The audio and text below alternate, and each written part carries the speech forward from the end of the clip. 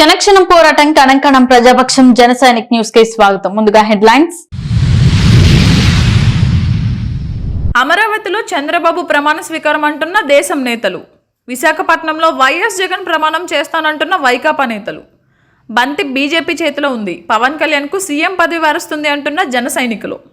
జగన్ చంద్రబాబు ఇద్దరు జైలు పక్షులే, ఏమైనా జరగొచ్చని గుసగుసలు.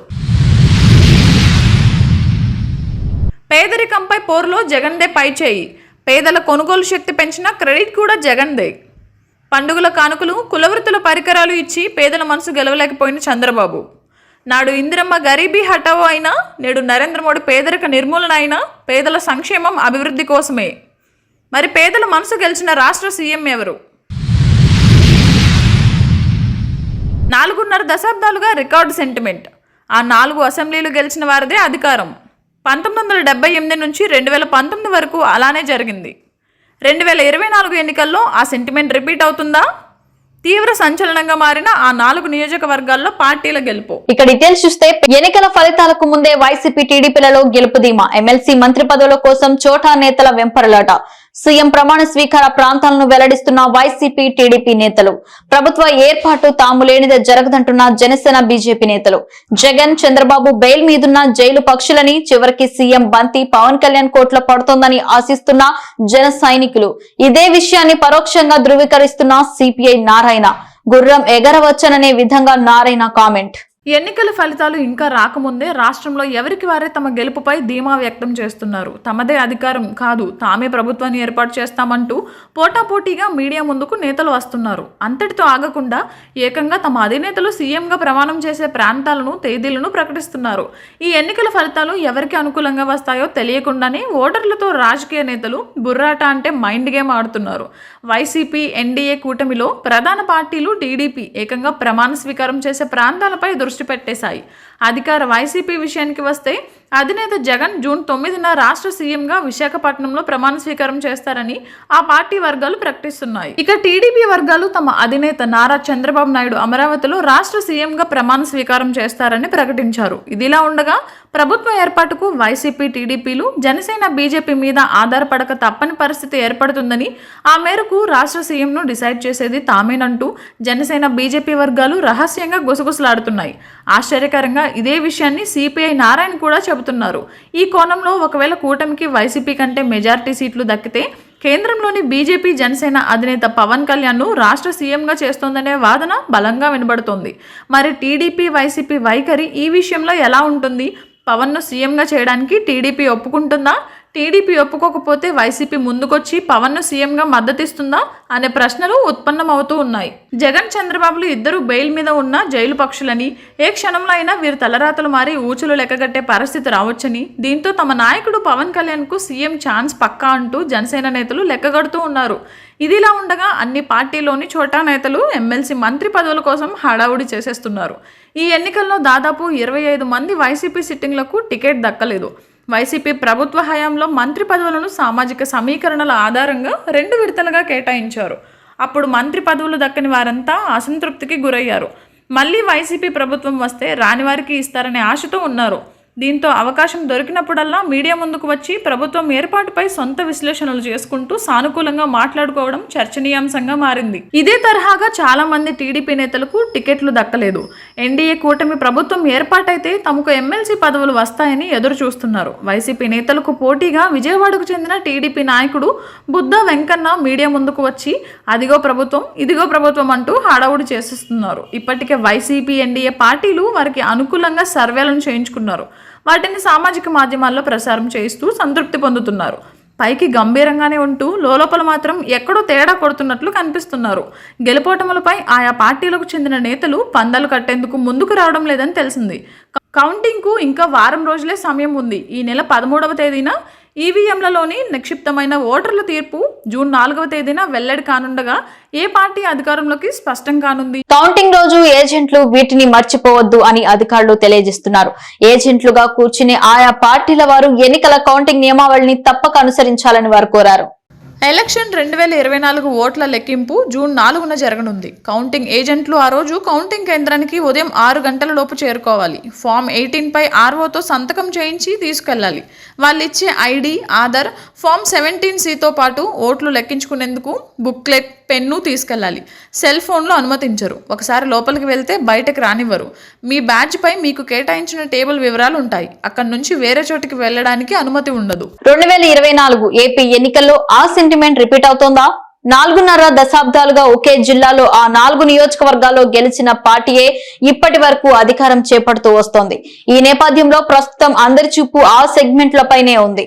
మరి ఆ సెంటిమెంట్ నియోజకవర్గాలు ఏవి? ఏ పార్టీ గెలిచే అవకాశాలున్నాయి? 46 ఏళ్లుగా వస్తున్న సెంటిమెంట్, ప్రజలు, పార్టీలో సెంటిమెంట్ అంటే ఒక నమ్మకం, విశ్వాసం. ఇదే సెంటిమెంట్ ఏపీలో ఏ పార్టీ అధికారంలోకి వస్తుందో తెలియజేయబోతోంది. అవును, ఉమ్మడి పశ్చిమ గోదావరి జిల్లాలోని 4 నియోజకవర్గాల్లో ఏ పార్టీ గెలిస్తే ఆ పార్టీదే అధికారం. ఈ సెంటిమెంట్ ఇప్పటిది కాదు, 4.5 దశాబ్దాల నుంచి వస్తున్నది. అందుకే ఆ 4 నియోజకవర్గాల్లో గెలిస్తే అధికారంలోకి వచ్చినట్లే అన్నట్లు పార్టీలు భావిస్తాయి. అక్కడ ఎవరు గెలిస్తే వారిదే అధికారం. పశ్చిమ గోదావరి జిల్లాలోని ఏలూరు, భీమవరం, ఉంగుటూరు, పోలవరం నియోజకవర్గాల్లో గత 46 ఏళ్లుగా ఒకే పార్టీ గెలుస్తూ వస్తుంది. విచిత్రం ఏంటంటే ఇక్కడ గెలిచిన పార్టీయే రాష్ట్రంలో 1978లో అధికారంలోకి కాంగ్రెస్, 1983-85లో టీడీపీ ప్రభుత్వం, 1978 ఎన్నికల్లో ఈ 4 చోట్ల కాంగ్రెస్ అభ్యర్థులే గెలిచారు. రాష్ట్రంలోనూ కాంగ్రెస్ అధికారంలోకి వచ్చింది. 1983-85 ఎన్నికల్లోనూ ఇక్కడ టీడీపీ అభ్యర్థులు గెలవగా ఆ పార్టీయే అధికారాన్ని దక్కించుకుంది. 1989లో మళ్లీ కాంగ్రెస్ అభ్యర్థులే గెలవగా అధికారం హస్తగతమైంది. 1994-99లలో టీడీపీ అభ్యర్థులు గెలవగా టీడీపీ అధినేత చంద్రబాబు ప్రభుత్వాన్ని ఏర్పాటు చేశారు. 2004లో వైఎస్ రాజశేఖర రెడ్డి పాదయాత్రతో ఈ 4 నియోజకవర్గాల్లోనూ కాంగ్రెస్ అభ్యర్థులు గెలిచారు. దీంతో కాంగ్రెస్ అధికారంలోకి వచ్చి వైఎస్ఆర్ సీఎం అయ్యారు. 2009లో ఇదే సెంటిమెంట్ రిపీట్ అయింది. కాంగ్రెస్ అభ్యర్థులు గెలవగా మరోమారు రాజశేఖర రెడ్డి సీఎం అయ్యారు. 2019లో వైసీపీ గెలుపు. ఏపీ విభజన తర్వాత కూడా ఈ 4 సెంటర్లలో సెంటిమెంట్ వర్కౌట్ అయింది. 2014లో ఇక్కడ టీడీపీ అభ్యర్థులే గెలవగా చంద్రబాబు 3వ ముఖ్యమంత్రి అయ్యారు. 2019లో ఈ 4గింటిలో వైసీపీ అభ్యర్థులు గెలిచారు. దీంతో రాష్ట్రంలోనూ వైసీపీ ప్రభుత్వమే ఏర్పడింది. ఈ నేపథ్యంలో ఈ 4 నియోజకవర్గాల్లో ఏ పార్టీ అభ్యర్థులు గెలుస్తారన్న ఆసక్తి ప్రజల్లో నెలకొంది. ఏలూరు, భీమవరం, ఉంగుటూరులో కూటమి అభ్యర్థులదే గెలుపు. ఈ ఎన్నికల్లో అధికార వైసీపీ ఒంటరిగా పోటీ చేస్తుంటే టీడీపీ, జనసేన, బీజేపీ కూటమిగా బరిలోకి దిగాయి. అయితే ఈ 4 నియోజకవర్గాల్లో కేవలం ఏలూరులో మాత్రమే టీడీపీ పోటీలో ఉంది. మిగిలిన 3 స్థానాల్లోనూ జనసేన అభ్యర్థులు పోటీలో ఉన్నారు. ఏలూరులో టీడీపీ అభ్యర్థి బడేటి చంటి, భీమవరంలో జనసేన అభ్యర్థి పులవర్తి రామాంజనేయులకు గెలుపు అవకాశాలు ఎక్కువగా ఉన్నట్లు తెలుస్తోంది. ఇక ఉంగుటూరులో జనసేన అభ్యర్థి పచ్చమట్ల ధర్మరాజు వైసీపీ అభ్యర్థిపై పైచేయి సాధిస్తారని ప్రచారం జరుగుతోంది. అటు పోలవరంలో మాత్రం వైసీపీ అభ్యర్థి తెల్లం రాజ్యలక్ష్మి గెలుస్తారంటూ భారీగా బెట్టింగ్లు జరుగుతున్నాయి. సర్వేలు, బెట్టింగ్ల ప్రకారం పోలవరం వైసీపీ గెలిస్తే, మిగిలిన 3 కూటమి గెలిస్తే 46 ఏళ్ల సెంటిమెంట్కు బ్రేక్ పడే ఛాన్స్ ఉంది. అయితే అందరి అంచనాలు తలకిందులు చేస్తూ వైసీపీ గెలిస్తే దాదాపు ఆ పార్టీయే అధికారం చేపడుతుంది. లేకపోతే 4గింటిలోనూ కూటమి అభ్యర్థులే గెలిస్తే సెంటిమెంట్ రిపీట్ అవుతుంది. ఈ ఎన్నికల్లో 46 ఏళ్ల సెంటిమెంట్ రిపీట్ అవుతుంది. ఈ 4 నియోజకవర్గాలు కూడా విభిన్న ప్రాంతాలు. ఏలూరు నగరం కాగా భీమవరం పట్టణం, ఉంగుటూరు గ్రామీణ ప్రాంతం కాగా పోలవరం ఏజెన్సీ ప్రాంతం. ఇలా 4 నియోజకవర్గాల్లోనూ విభిన్న ప్రాంత ఓటర్లు ఉన్నారు. విభిన్న ఓటర్లు ఉన్న తీర్పు మాత్రం విలక్షణంగా ఒకే రిజల్ట్ ఉండటంతో ప్రస్తుతం అందరి చూపు ఈ నియోజకవర్గాలపైనే ఉంది. మరి ఈ ఎన్నికల్లో 46 ఏళ్ల సెంటిమెంట్ రిపీట్ అవుతుందా, లేక అంచనాలను తలకిందులు చేస్తూ సెంటిమెంట్కు బ్రేక్ పడుతుందా తెలియాలంటే జూన్ 4 వరకు ఆగాల్సి ఉంది. 2 నెలల పాటు క్రికెట్ ప్రేమికులను విశేషంగా అలరించిన ఐపీఎల్ ముగింపు దశకొచ్చింది.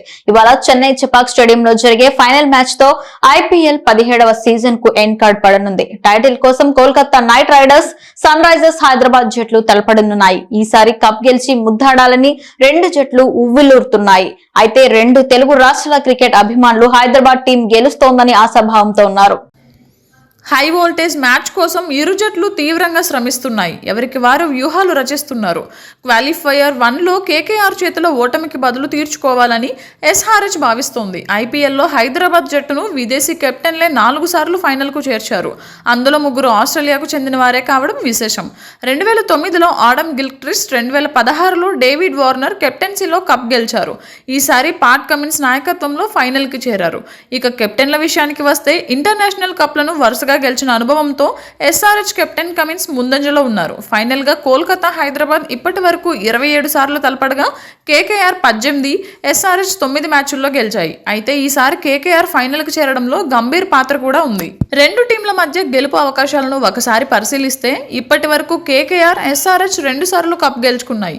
ఈసారి ఏ టీం గెలిచినా మూడోసారి గెలిచిన రికార్డు సొంతం చేసుకుంటుంది. స్టేడియం రికార్డుల విషయానికి వస్తే ఇక్కడ గత 8 మ్యాచ్ల్లో 6 సార్లు ఫస్ట్ బ్యాటింగ్ చేసిన జట్టే గెలిచింది.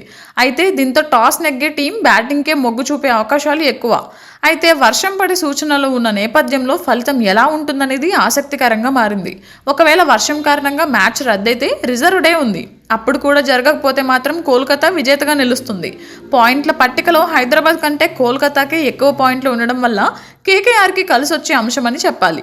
అన్ని విభాగాల్లోనూ బలంగా ఉన్న ఎస్ఆర్హెచ్ టీం ఈసారి ఐపీఎల్ గెలవాలని 2 తెలుగు రాష్ట్రాల అభిమానులు కోరుకుంటున్నారు. బెంగళూరు రేవ్ పార్టీ కేసులో విచారణ వేగవంతం చేశారు పోలీసులు. ఈ కేసులో ఆధారాలతో తీగ లాగితే డొంక కదులుతోంది. రేవ్ పార్టీలో పొలిటికల్ లీడర్లు, ప్రముఖులకు లింకులు ఉన్నట్లు పోలీసులు భావిస్తున్నారు.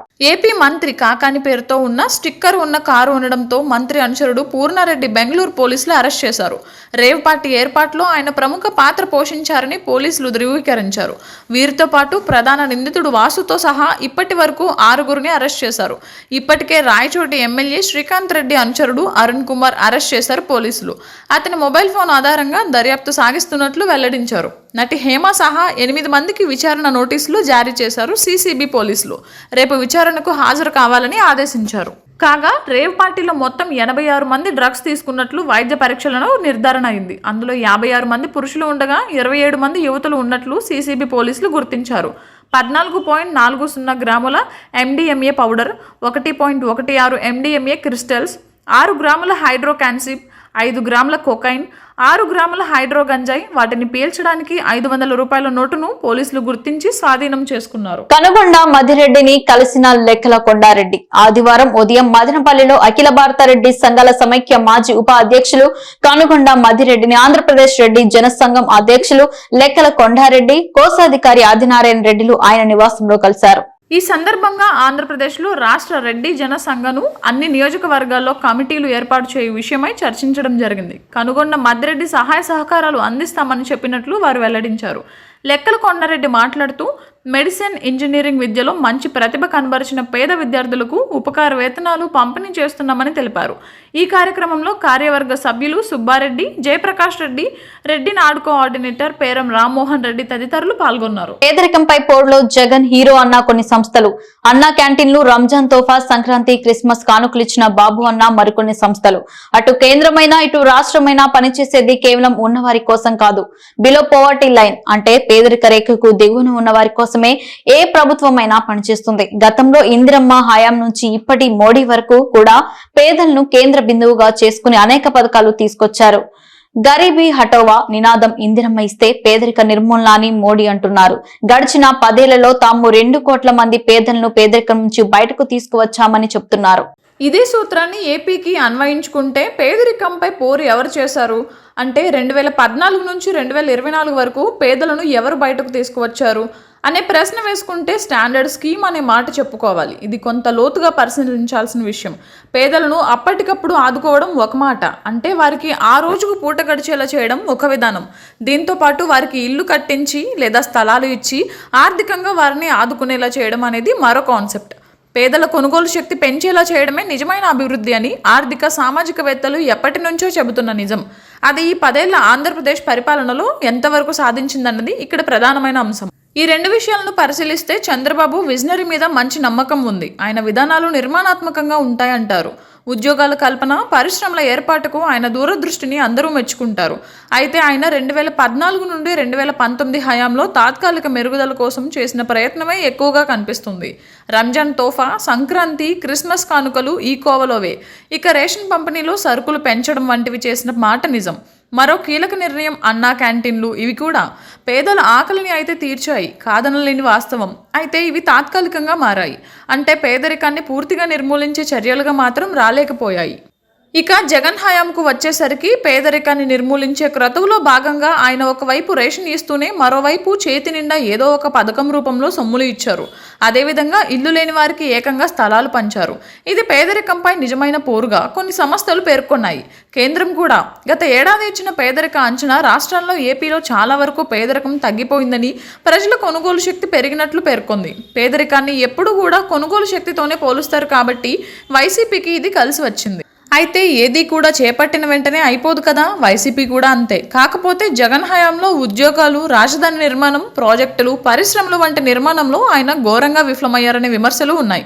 రాష్ట్రంలో దౌర్జన్యాలు, దాడులతో పాటు అవినీతి కూడా బాగా పెరిగిపోయిందని విమర్శలు వచ్చాయి. అయితే బాబుతో పోలిస్తే సంక్షేమ పథకాల విషయంలో మాత్రం జగన్ చాలా బెటర్ అనే విషయం బాగా వినపడింది. క్షణక్షణం పోరాటం, కణం ప్రజాపక్షం, జన సైనిక్ న్యూస్ ఇంతటితో సమాప్తం. తిరిగి రేపటి బులెటిన్ మళ్ళీ కలుసుకుందాం. అంతవరకు సెలవు, నమస్కారం.